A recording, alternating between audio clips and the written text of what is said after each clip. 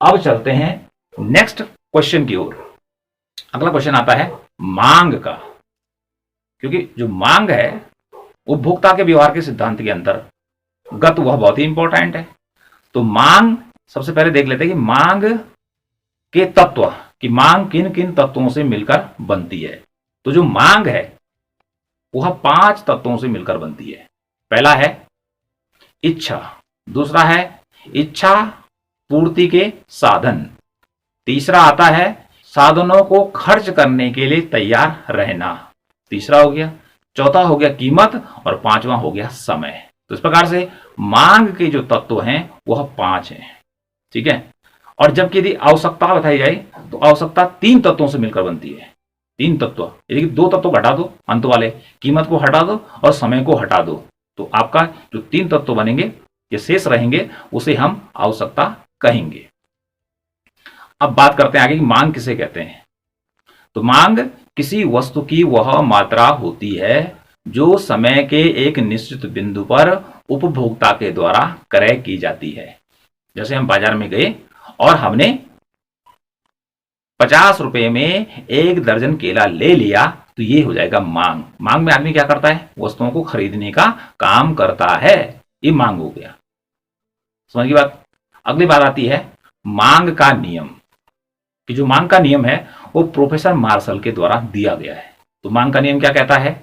मांग का नियम कहता है कि जैसे जैसे किसी वस्तु की कीमत घटती है वैसे वैसे उसकी मांग बढ़ती है, और इसके विपरीत जैसे जैसे किसी वस्तु की कीमत बढ़ती है वैसे वैसे उसकी मांग घटती है। तो इस प्रकार से कीमत और मांग के बीच का जो संबंध होता है वह नकारात्मक होता है, निगेटिव होता है, ऋणात्मक होता है। अर्थात एक दूसरे जो है वो विपरीत दिशा में क्या करते हैं? गमन करते हैं। तो आपने क्या करना है? मांग के नियम की परिभाषा हमने बता दी, फिर मांग के नियम की मान्यताएं भी आती हैं, क्योंकि मान्यताएं लिखना भी जरूरी है यदि बड़ा प्रश्न आता है। तो मान्यता में क्या है कि व्यक्ति की जो आय है वो स्थिर होनी चाहिए, उपभोक्ता की रुचि स्वभाव फैशन में कोई परिवर्तन नहीं होना चाहिए, ठीक है, जनसंख्या में कोई परिवर्तन नहीं होना चाहिए, जो प्रतिस्थापन वस्तु नहीं होनी चाहिए, ये प्रतिस्थापन वस्तु है तो उसकी कीमत में कोई परिवर्तन नहीं होना चाहिए, ठीक है। पूर्ण प्रतियोगिता का विचार इसमें आता है कि बाजार में पूर्ण प्रतियोगिता होनी चाहिए। तो ये इसकी मुख्य मुख्य क्या है? मान्यताएं हैं। अब मान्यताओं के बाद आपका आ जाता है रेखा चित्र, क्योंकि अर्थशास्त्र में रेखा चित्र का बड़ा ही महत्व है। इसमें परिभाषा नहीं लिखी हो गया, लेकिन हमने रेखा चित्र बना लिया तो समझ लो एग्जामिनर समझ गया कि स्टूडेंट को आता है। तो मांग का रेखा चित्र कैसे बनेगा? मांग का नियम का भी वैसे ही बनता है, ठीक है। और वाई इस प्रकार से मांग का रेखा चित्र भी वैसे ही बनेगा और मांग के नियम का भी ऐसा ही बनेगा। और एक बात आपको बता दें कि जिन प्रश्नों को मैं अभी आपको बता चुका हूं, यदि आप इसके बारे में और भी डिटेल में जानना चाहते हैं तो इससे पहले चैनल पर ऑलरेडी ही वीडियो उपलब्ध है डिटेल में, वहां पे आप देख सकते हैं उसको प्लेलिस्ट में जाके। ओके, मैं तो यहाँ पर आपको संक्षेप में बता रहा हूं। तो यहाँ पे देखिए मांग के नियम को किस प्रकार से हम रेखा चित्र पर लेंगे, ठीक है। इस सीधे हम क्या करेंगे? ये वाला कर्व ड्रॉ कर लेंगे। ये डी डी क्या है? मांग वक्र है। क्या है? मांग वक्र है। तो इस प्रकार से यहाँ पे देखिए हमने एक यहाँ पे ले लिया कि यहाँ पर कीमत है इतनी, तो उसमें मांग कितनी है, यहाँ पे मांग लिख देंगे, ठीक है।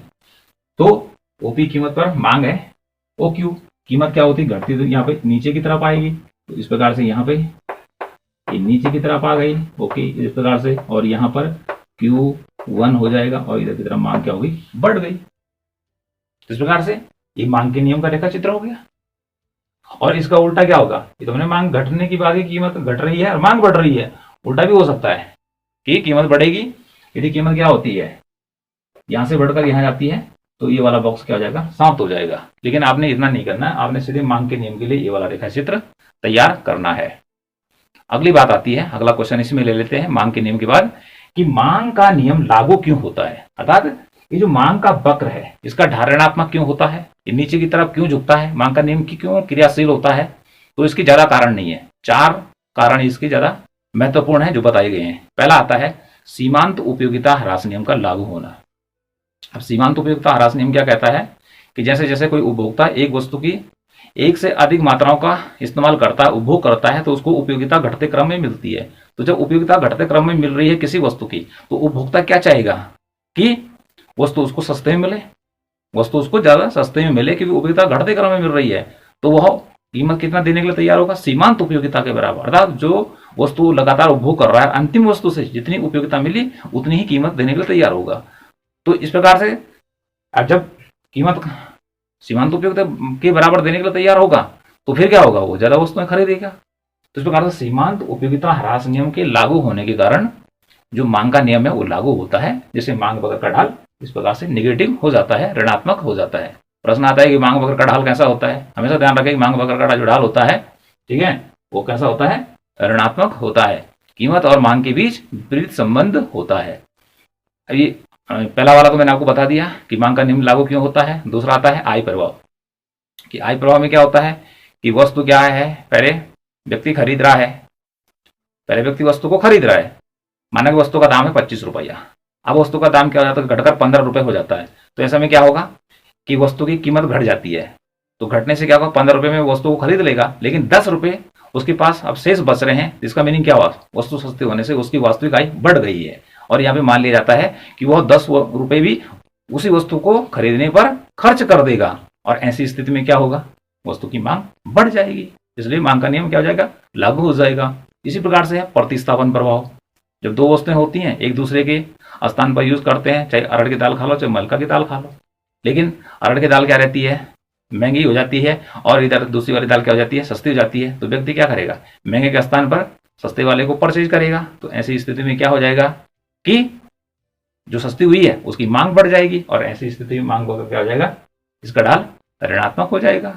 अगला इसी में लेते हैं, क्रेताओं की संख्या में परिवर्तन हो जाता है, अर्थात जो उपभोक्ता है उनकी संख्या में परिवर्तन हो जाता है। अब ये कैसे होता है कि जब वस्तु महंगी रहती है मार्केट के अंदर, तो तब उसको खरीदने वाले लोग कम ही होते हैं, जिनके पास पैसा होता है वही खरीद पाते हैं। माना वस्तु है 100 रुपए की, तो उस समय ग्राहक कम है, लेकिन वस्तु घटकर क्या होती है? 50 रुपए को जाती है।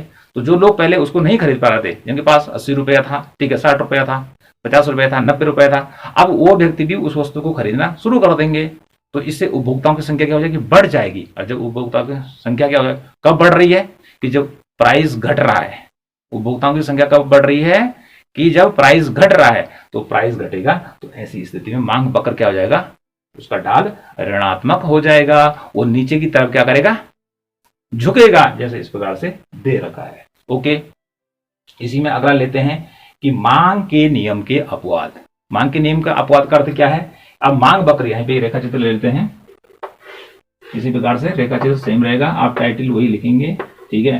अब यहाँ पे देखिए, ये हो गया, और इधर कीमत। मांग का संबंध हमेशा कीमत से होता है, वाई अक्ष पर हमेशा कीमत आएगी, इधर मांग आएगी। मांग के नियम का अपवाद में क्या होता है कि मांग बकर का ढाल ऋणात्मक नहीं होता है। मांग बकर क्या होता है? ऐसे में ऊपर की ओर चलता हुआ होता है, ठीक है, इसे कहते हैं धनात्मक ढाल।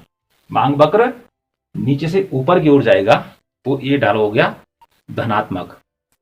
तो मांग के नियम का अपवाद है कि जिन वस्तुओं पर मांग का नियम लागू नहीं होता है, जिन वस्तुओं पर मांग का नियम लागू नहीं होता है, ओके, वो मांग के नियम के अपवाद कहलाते हैं। मांग का नियम कहता है कीमत घटती है तो मांग बढ़ती है, कीमत बढ़ती है तो मांग घटती है, लेकिन यहां ठीक उल्टा होता है।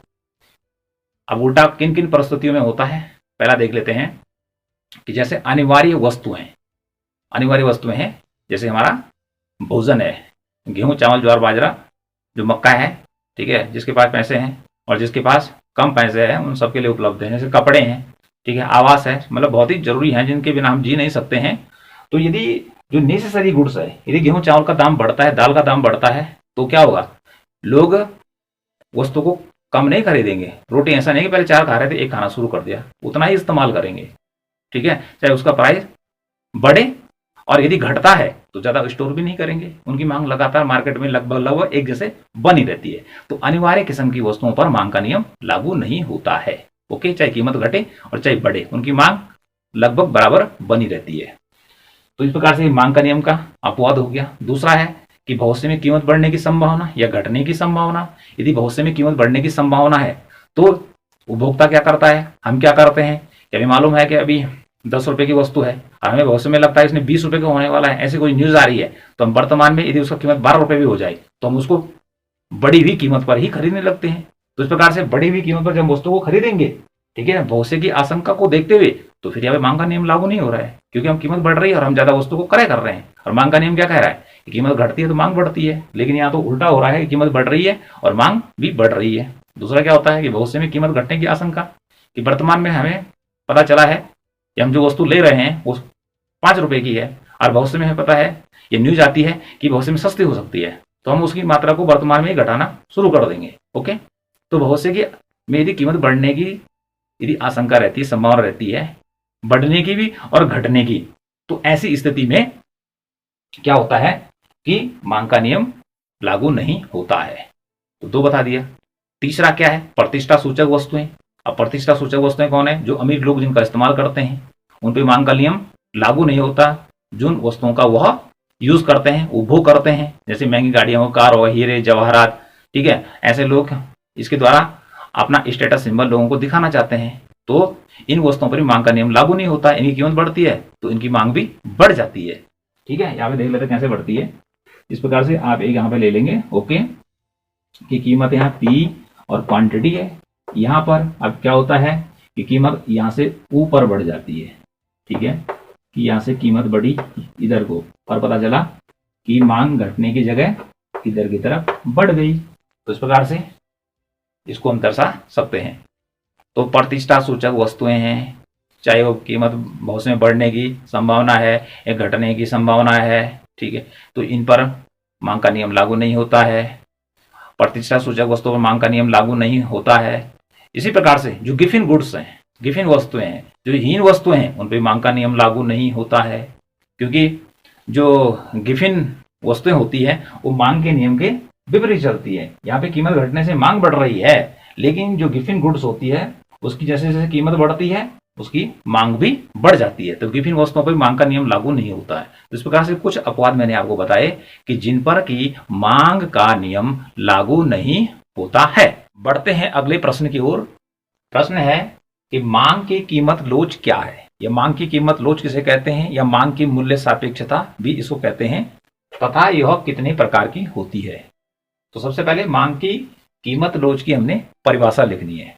तो मांग की जो कीमत लोच है, इसका जो विचार दिया ये भी प्रोफेसर मार्शल का है।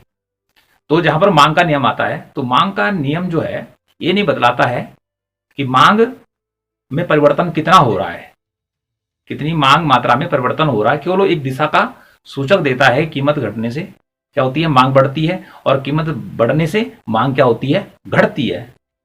लेकिन जो यहाँ पर मांग की कीमत लोच है, यह मांग की मूल्य सापेक्षता है, हमें ये बतलाती है कि कीमत में परिवर्तन होने से मांग में कितना आनुपातिक परिवर्तन होता है, उसको हम ज्ञात कर सकते हैं, उसको हम निकाल सकते हैं, उसकी गणना कर सकते हैं।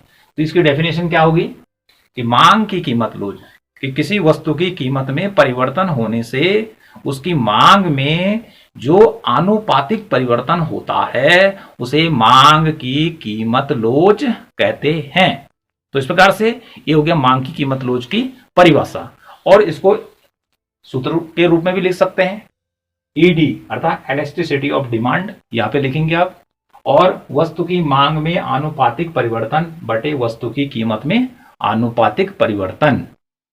तो इस प्रकार से ये सूत्र है, जो परिभाषा कह रही है वही सॉल्ट में यह फॉर्मूला भी कह रहा है। ठीक है, तो यदि छोटा प्रश्न है कि मांग की कीमत लोच किसे कहते हैं, तो तब आप परिभाषा लिखेंगे, और थोड़ा बड़ा आता है तो उसमें ये भी लिख डाल दीजिए। और यदि बड़ा प्रश्न आता है कि मांग, आगे लिखा है इसी में कि यह कितने प्रकार की होती है, तो मांग की कीमत लोच जो है वो 5 प्रकार की होती है। नंबर 1 है लोचदार मांग, दूसरा है अत्यधिक लोचदार मांग, तीसरा है पूर्णतः लोचदार मांग, चौथा है बेलोचदार मांग, और पांचवा है पूर्णतः बेलोचदार मांग। तो इस प्रकार से मांग की कीमत लोच 5 प्रकार की होती है। इसमें आगे भी लिखा हुआ है कि लोचदार मांग की जो इकाई का मान होता है वह 1 होता है। ठीक है, इसका जो मान होता है वो 1 होता है। अत्यधिक लोचदार मांग का जो मान होता है वह ग्रेटर देन 1, एक से अधिक होता है। इसको याद रखना आता है कि लोचदार मांग की स्थिति मांग की लोच कितनी होगी, इसी प्रकार से हर में पूछा जा सकता है। और पूर्णतः लोचदार मांग होने पर जो इलास्टिसिटी ऑफ डिमांड होगी वह अनंत होगी। यहां पे अनंत का चिन्ह है। बेलोचदार मांग की स्थिति में मांग की जो लोच होती है वो इकाई से कम होती है, ठीक है। और पूर्णतः बेलोचदार मांग की स्थिति में इलास्टिसिटी ऑफ डिमांड 0 होती है। तो यहां से भी क्वेश्चन बनता है, यदि पूछ दिया जाए कि बेलोचदार मांग की लोच कितनी होती है, तो होती है 1 से कम। इधर की तरफ भी चिन्ह बना रखा है लेस देन का, इधर है ग्रेटर देन का। ओके, अब इसको समझ लेते हैं कि लोचदार मांग किसे कहते हैं। कि लोचदार मांग उस मांग को कहते हैं कि जितना की कीमत में परिवर्तन होता है और ठीक उसी के बराबर मांग में भी परिवर्तन होता है तो उसे लोचदार मांग कहते हैं। और लोचदार मांग के अंतर्गत आती हैं आरामदायक वस्तुएं। प्रश्न आता है कि आरामदायक वस्तुएं मांग की किस लोच के अंतर्गत आती हैं, तो वह आती हैं लोचदार मांग के अंतर्गत। अब आरामदायक वस्तुएं क्या होती हैं, तो आप सोच रहे हो क्या हो सकता है कि जो आपके घर में सामान है जिसका यूज करने से आपको आनंद मिलता है। आपके घर में क्या है, चेयर होगी, सोफा सेट होगा, ठीक है, बेड होगा, चेयर होगी, टेलीविजन होगा, ठीक है, लाइट लगी हुई है। ये आरामदायक वस्तुओं की श्रेणी में आती है।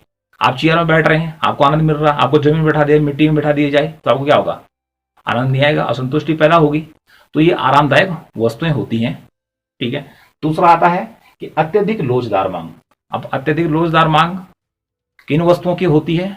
अत्यधिक लोचदार मांग का अर्थ हुआ कि जब कीमत परिवर्तन की तुलना में मांग में अधिक परिवर्तन हो जाता है, मांग अधिक बढ़ जाती है या अधिक घट जाती है। यह बढ़ने की बात हो रही है। यदि कीमत में परिवर्तन होने से यदि कीमत घटती है कम, कीमत घटती है कम और मांग ज्यादा क्या हो जाती है, बदल जाती है, बढ़ जाती है, तो ऐसी स्थिति को कहते हैं अत्यधिक लोचदार मांग। और ऐसी स्थिति में मांग की जो लोच होती है वह 1 से अधिक होती है। और यहां पर कौन सी वस्तुएं होती हैं अत्यधिक लोचदार मांग के अंतर्गत, यहां पर आती हैं लग्जरियस गुड्स, विलासिता की वस्तुएं, जो कि आरामदायक वस्तुओं से और ज्यादा महंगी होती है, और ज्यादा महंगी होती है। जैसे महंगी कारें हैं तो इसके अंतर्गत आएगा। ओके, विलासिता की, जिसको कि आदमी इसलिए खरीद रहा है कि अपना स्टेटस सिंबल दिखाने के लिए, जिसका अमीर ज्यादा यूज करते हैं, इस प्रकार सोना चांदी हीरा, ठीक है, इस प्रकार की कॉस्टली जो चीजें हैं वह अत्यधिक लोचदार मांग की श्रेणी में आती हैं। विलासिता की श्रेणी वाली वस्तुएं इसमें आती हैं। अगला है पूर्णतः लोचदार मांग, कि जब कीमत में क्षणिक अर्थात थोड़ा सा परिवर्तन हो, ठीक है, और मांग अधिक बढ़ जाए या घट जाए या अपनी जगह स्थिर रहे, तो ऐसी स्थिति होती है पूर्णतः लोचदार मांग की। और ऐसी स्थिति में मांग की जो लोच होती है वो अनंत होती है, जिसका कोई अंत ही नहीं है। और ये काल्पनिक विचार है, कभी कभी आता है इसी में से कि मांग की लोच के जो प्रकार हैं, ये जो स्वरूप है किसकी, मांग की लोच अनंत होती है। तो मांग की लोच पूर्णतः लोचदार मांग की होगी। अगला आता है बेलोचदार मांग। बहुत इंपॉर्टेंट है कि बेलोचदार मांग उन वस्तुओं की होती है कि जो वस्तुएं क्या होती है, अनिवार्य होती हैं जीवन के लिए। जैसे भोजन हो गया, गेहूं है, चावल है, ठीक है, उससे आगे जितने भी खाद्य पदार्थ हैं कि जिनके खाने के बिना इंसान नहीं रह सकता है। इसी में जैसे नमक है, दाल में सब कुछ पड़ गया, नमक नहीं पड़ा तो समझ लीजिए कि आप दाल को खा नहीं सकते हैं, स्वादहीन हो जाती है। तो नमक भी श्रेणी में आता है। जैसे मैच बॉक्स है, आज तो भाई लाइटर का जमाना आ गया कि हम क्या करते हैं कि जब भी हमें सिलेंडर से गैस निकलती है स्टोव में, ठीक है, आपने क्या किया, लाइटर पे जल पड़ा। लेकिन जहां आज जिनके पास गैस नहीं है वो किस चीज का, माचिस यूज करते हैं। तो अनिवार्य प्रकृति की जो वस्तुएं होती हैं वो उनकी जो मांग होती है बेलोचदार मांग होती है। और यहाँ पे होता क्या है कि कीमत परिवर्तन की तुलना में यहाँ पर मांग में क्या होता है, कम परिवर्तन होता है। यदि कीमत ज्यादा घटती है लेकिन मांग ज्यादा नहीं बढ़ती है। क्यों, जैसे माचिस की बात कर दें, माचिस आजकल 1 रुपए से स्टार्ट चल रही है, 1 रुपए की है, और इसका जो दाम है वो घटकर क्या हो जाएगा, 1 पैसा कर दिया जाए तो लोग माचिस का ढेर नहीं लगाएंगे, क्योंकि माचिस की जो मांग है वो लगातार बनी रहेगी। इस प्रकार से भोजन की मांग भी लगातार बनी रहती है, ठीक है, कीमत चाहे ऊपर जाए चाहे नीचे जाए। तो जो बेलोचदार मांग वाली वस्तुएं होती हैं उनमें होता है मांग की लोच 1 से कम होती है, ठीक है, कीमत घटती है ज्यादा, कीमत घटती है ज्यादा लेकिन मांग बढ़ती है उसकी तुलना में कम, ठीक है। इसलिए यहां पर अनिवार्य प्रकृति की वस्तुएं आती है। अगला है पूर्णतः बेरोजगार मांग, जहां पर मांग की लो शून्य है। अब पूर्णतः बेरोजगार मांग किन वस्तुओं की होती है कि जब क्या होती है कि कीमत में कितना ही परिवर्तन हो जाए, कीमत घटे बढ़े लेकिन मांग बराबर बनी रहती है, तो ऐसी स्थिति में होता है पूर्णतः बेरोजगार मांग। समझ रहे हैं? अभी कैसे होता है कि जैसे कि बहुत सारी बीमारियां हैं, ठीक है, जिसके अंदर की व्यक्ति को दवा लेनी पड़ती है, तो जब डॉक्टर उसको बता देता है कि आपको ये दवा लेनी है तो आपको ये लगातार लेनी है, अब उनकी कीमत बढ़े या घटे उसको एक निश्चित मात्रा में दवा लेनी है, तो ऐसी स्थिति में क्या होता है कि वो वस्तु हो जाती है पूर्णतः बेरोजगार मांग के अंतर्गत। कीमत घटे या बढ़े मांग पे कोई प्रभाव ही नहीं पड़ रहा है, ठीक है, मांग जो की त्यों बनी रहती है। अब जैसे किसी ने कह दिया भाई इसको कैंसर हो गया, कैंसर की दवा इसको ले लेनी है, चाहे वो 5 साल जिए और चाहे वो 10 साल जिए, ठीक है। अब कैंसर की दवा सस्ती हो जाएगी तो ढेर थोड़ी लगाएगा घर पे, और यदि महंगी हो जाती है तभी खाना बंद नहीं करेगा, बंद कर देगा तो ऊपर चला जाएगा, व्यक्ति जीना चाहता है। तो ऐसी स्थिति में जो क्या होती हैं बहुत ही नेसेसरीज दवाइयां हैं इसके अंतर्गत आती हैं। किसके अंतर्गत? पूर्णतः बेरोजगार मांग के अंतर्गत आती हैं। अब इसका रेखा चित्र पे देख लेते हैं, इसका रेखा चित्र कैसे कैसे बनते हैं। पहला है लोजदार मांग का, तो लोजदार मांग का रेखा चित्र जो होगा इस प्रकार से, हर जगह यहाँ पी फॉर प्राइस, यहाँ पे आप लिखेंगे डिमांड, और ये इस प्रकार से बनेगा, ठीक है, डी डी इस प्रकार से ये बराबर आ जाएगा यहाँ पे, ठीक है। इसको आप दोनों थोड़ा बराबर इसको आप ले लेंगे, यहाँ से ऊपर से लीजिए और यहाँ से इसके बॉक्स जो हैं वो आपने दोनों बराबर बनाने हैं, ठीक है। इसका भी इसका ई हो गया, तो यहाँ पर जो ई डी होगा वो हो जाएगा 1, ठीक है, ये पहला हो गया। दूसरा क्या है? अत्यधिक लोजदार मांग, दूसरा रेखा चित्र वही सेम, ठीक है।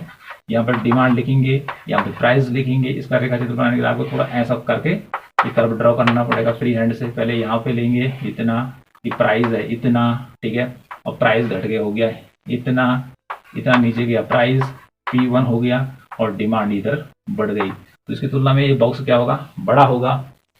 ये दूसरा हो गया। तीसरा है पूर्णतः लोजदार मांग। पूर्णतः लोजदार मांग के अंतर्गत रेखा चित्र कैसे होगा? इस प्रकार का होगा, ठीक है। हमारा जो डिमांड कर्व होगा इस प्रकार का होगा। यहाँ पे प्राइस होगा, ये माना बात इतनी क्वांटिटी है, प्राइस वही रहता है, क्वांटिटी इधर की तरफ बढ़ जाती है। प्राइस वही रहता था, यहाँ से वही है, और क्वांटिटी इस प्रकार की हो जाती है। तो एकदम से पड़ी होगी यहाँ पर E D is equal to greater than 1, ठीक है। यहाँ पे इज इक्वल टू अनंत का चिन्ह बना देंगे। 3 रेखा चित्र हमारे कंप्लीट हो गए। एक ये हमारा दूसरा है, ये हमारा तीसरा है। अगला हम चौथा लेते हैं बेरोजगार मांग का, वाई ओ एक्स, इसको इस प्रकार से नीचे को लेंगे आप, इस प्रकार से यहाँ पे ले लीजिए, यहाँ पे प्राइस दिखा दीजिए, यहाँ पे क्वांटिटी दिखा दीजिए, यहाँ पे देखिए, यहाँ पे देखिए, ये Q1 हो जाएगा, ठीक है। अब इसका बॉक्स बड़ा है, इसका छोटा है। कि मानाबाद कीमत घटती है 10% और मांग में परिवर्तन होता है केवल 7%। यहाँ पे कितना होगा कि 20% यहाँ रहेगा, बराबर 20 यहाँ रहेगा, ठीक है। यहाँ पर क्या होगा? यहाँ पर मानाबाद 30% कीमत में गिरावट आती है, तो यहाँ पर 50% मांग बढ़ जाएगी, यहाँ पे कोई परिवर्तन देखने को नहीं मिलेगा, इस प्रकार से। और 5वां रेखा चित्र हमारा जो हो जाएगा वह पूर्णतः बेरोजगार मांग का होगा। इस प्रकार से उसमें मांग रेखा आपकी क्या होगी? ऐसे सीधे खड़ी होगी, जो क्या दिखाएगी कि मांग में कोई परिवर्तन नहीं हो रहा है। यहाँ से इधर को टच करिए, यहाँ पे एक प्राइस लीजिए कि मांग है उतनी ही, कीमत है इतनी, ओके, कीमत बढ़ जाती ऊपर जाएगी, ये हो जाएगी P1, ठीक है, ऊपर गई, तभी मांग कितनी है? उतनी है। इधर को खींचना नीचे, P2, तभी मांग कितनी है। तो इस प्रकार से यहाँ पर हो जाएगा हमारा ED, यहाँ पे हमारा ED इक्वल टू होगा 0, और यहाँ पर हमारा होगा ED equal to less than 1। तो इस प्रकार से 1, 2, 3, 4 और 5 ये हमारा मांग की कीमत लोच के प्रकार का रेखा चित्र होगा। ये पहला जो प्रकार है ये बताया मैंने आपको, ये लोचदार मांग का है, ये अत्यधिक लोचदार मांग का है, ये पूर्णतः लोचदार मांग का है, यह बेलोचदार मांग का है, और यह पूर्णतः बेलोचदार मांग का है। इस प्रकार से आप रेखा चित्र बनाएंगे, तो रेखा चित्र ही बना देंगे आप, इनके बारे में भी नहीं लिखेंगे क्योंकि टाइम इतना होता नहीं है 3 घंटे के अंदर हम उसको लिख पाए, तो नहीं मिलता आपका समय, तो आप रेखा चित्र के द्वारा यदि दर्शा देंगे तो एग्जामिनर समझ लेगा कि आपको ये प्रश्न आता है। नेक्स्ट क्वेश्चन लेते हैं कि मांग की कीमत लोच मापने की विधियां बताओ। तो मांग की कीमत लोच मापने की 3 विधियां हैं, प्रतिशत विधि है, कुल व्यय विधि है, ज्यामितीय विधि है। तो इन 3 विधियों के ऊपर अलग अलग वीडियो मेरे बना रखे हैं, आप उसको प्ले लिस्ट में जाके देख सकते हैं, इसको भी आप प्ले लिस्ट में जाके डिटेल में देख सकते हैं। यहाँ पे मैं संक्षेप में और जल्दी जल्दी बता रहा हूँ जिससे कि वीडियो लंबा ज्यादा ना बने। अगला है सामान्य वस्तु। सामान्य वस्तु क्या होता है, जैसे जैसे व्यक्ति की आय बढ़ती है और उसकी मांग भी बढ़ती है, तो ऐसी वस्तुएं होती हैं सामान्य वस्तुएं, कि आय के बढ़ने से बढ़ने लग जाती है। अच्छी वस्तुएं इसके अंदर आती हैं कि व्यक्ति के पास अब इनकम बढ़ती चली जाती है उसकी, तो ऐसी वस्तुओं की मांग भी क्या करता है, वो ज्यादा करता है। दूसरा है हीन वस्तु। हीन वस्तु क्या होती है, घटिया किस्म की वस्तु होती है। जैसे जैसे व्यक्ति की आय बढ़ती है तो इसकी डिमांड को गिरा देता है, ठीक है। जैसे घटिया किस्म के कपड़े हो गए, मोटे अनाज हो गए, ठीक है। जैसे पुरानी टीवी हो गई तो उसको नहीं खरीदेगा, वो नई टीवी वो खरीदना शुरू कर देगा, ठीक है, जब उसकी आय बढ़ेगी। हीन वस्तु के संदर्भ में है, ठीक। अगला है गिफिन गुड्स। जो गिफिन गुड्स है वो भी हीन वस्तुओं की श्रेणी में ही आता है, हीन वस्तुओं की श्रेणी में ही आता है। तो हीन वस्तु में क्या होता है कि व्यक्ति की जैसे जैसे इनकम बढ़ती चली जाती है, 3 वस्तुओं की मांग घटती है, ठीक है, और सामान्य वस्तुओं की मांग क्या होती है, बढ़ती है। और अगला क्या है, यदि आय घटती है, वस्तुओं के बारे में क्या है कि आय के घटने से हीन वस्तुओं की मांग बढ़ जाती है। यहाँ पर होता क्या है, हीन वस्तु के संदर्भ में यदि वस्तुओं की कीमत क्या होती है, गिर जाती है और व्यक्ति की आय बढ़ जाती है, तो तब ऐसी वस्तुओं को वह नहीं खरीदेगा। ओके, ऐसे ही गिवन वस्तु के संदर्भ में भी होता है। इसमें एक और आता है कि जो गिवन वस्तुएं होती हैं, ठीक है, ये मांग के नियम के अपवाद हैं। तो यहाँ पर गिवन वस्तु में क्या होता है, जैसे जैसे गिवन वस्तु की कीमत बढ़ती है वैसे वैसे उसकी डिमांड भी क्या होती है, बढ़ती है। इसका रेखा चित्र भी हमने पहले वाले वीडियो में बना रखे हैं, आप उसको देख सकते हैं। पूरक वस्तुएं क्या होती हैं कि जो एक साथ प्रयोग की जाती हैं, जैसे पेन और स्याही है, तो दोनों को अलग अलग यूज नहीं कर सकते हैं। पेन और स्याही हम एक साथ यूज करते हैं, तो जो वस्तुएं एक साथ प्रयोग की जाती हैं वो पूरक वस्तुएं कहलाती है।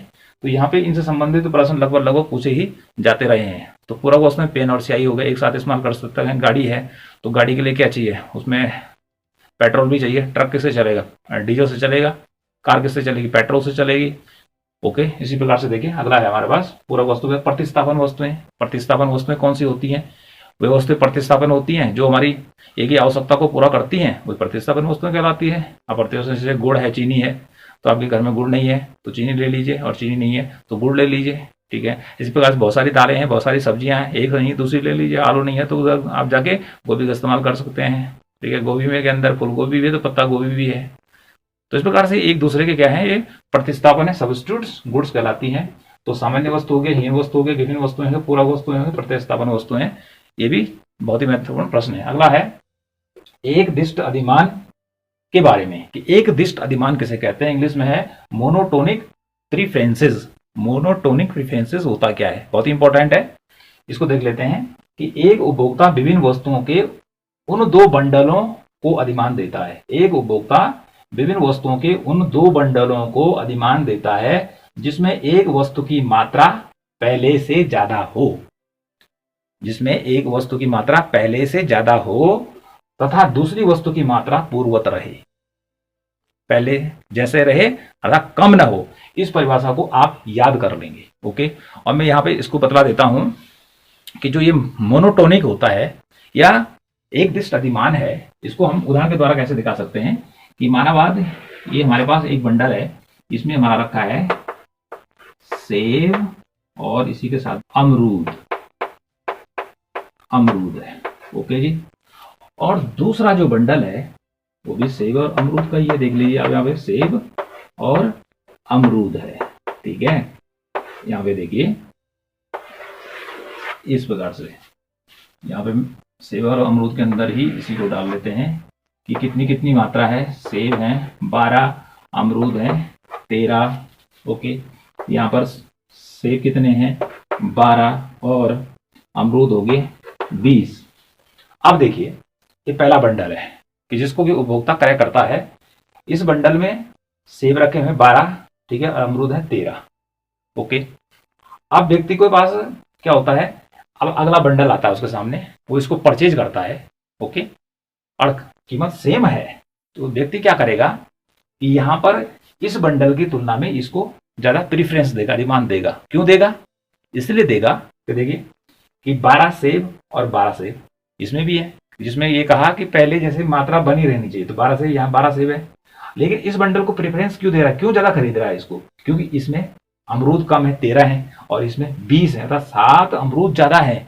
तो इस प्रकार से इसको हम उदाहरण के द्वारा समझ सकते हैं कि व्यक्ति ने पहले की तुलना में दूसरे बंडल को क्यों प्राथमिकता दी या क्यों अधिमान दिया। तो इस बंडल के स्थान पे इस बंडल को जो अधिमान देता है उपभोक्ता या खरीदता है, क्रय करता है, उसी को कहते हैं एकदिष्ट अधिमान। क्या कहते हैं उसको? एकदिष्ट अधिमान। तो इस प्रकार से आज हमने आपको क्या बताया कि उपभोक्ता के व्यवहार के सिद्धांत के अंतर्गत कौन कौन से प्रश्न बोर्ड परीक्षा 2021 की दृष्टि से महत्वपूर्ण हो सकते हैं। अगला जो वीडियो होगा हमारा वह माइक्रो इकोनॉमिक्स इसी से संबंधित होगा, ठीक है, जो कि बोर्ड परीक्षा की तैयारी के लिए हम आपको बतला रहे हैं।